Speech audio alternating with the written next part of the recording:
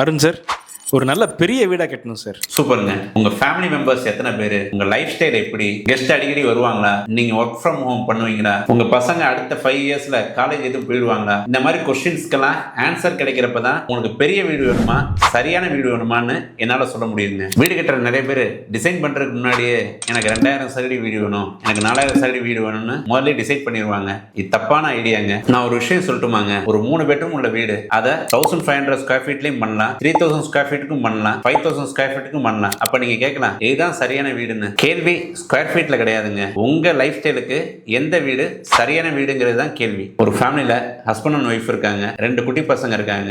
காலையில ஸ்கூலுக்கு போயிடுறாங்க, ஈவினிங் ஆச்சுன்னா வெளியே அவுட்டிங் போறாங்க. கெஸ்ட் வர்றதும் ரொம்ப ரேரு. அப்ப அவங்களுக்கு காம்பேக்டான பிளானிங்கான வீடே போதுமானதுங்க. இதே இது இன்னொரு ஃபேமிலி எடுத்துக்கிட்டீங்கன்னா, பிசினஸ் ஓனரா இருப்பாரு. அவர் வீட்ல இருந்தே சில நேரம் ஒர்க் பண்ணுவாரு, கெஸ்ட் நிறைய வருவாங்க. அப்ப அவங்க லைஃப் ஸ்டைலுக்கு ஏற்ற மாதிரி நம்ம பிளான் பண்ற மாதிரி இருக்குங்க. இன்னொரு ஃபேமிலியில பாத்தீங்கன்னா பேரண்ட்ஸ் இருப்பாங்க, அடுத்து பசங்களுக்கு மேரேஜ் ஆகிற மாதிரி இருக்கும். ஸோ அந்த ஸ்டேஜில் உள்ளவங்களுக்கு டிஃபரெண்ட் பிளானிங்ல வீடு கட்டுற மாதிரி இருக்கும். இதுல ஒரு பியூட்டி என்னன்னா, பெட்ரூம் கவுண்ட்ஸ் எல்லாமே ஒரே மாதிரி தான் இருக்குங்க. ஆனா ஒவ்வொருத்தரோட லைஃப் ஸ்டைலுக்கு ஏற்ற மாதிரி வீடோட சைஸுமே வேரி ஆகுதுங்க.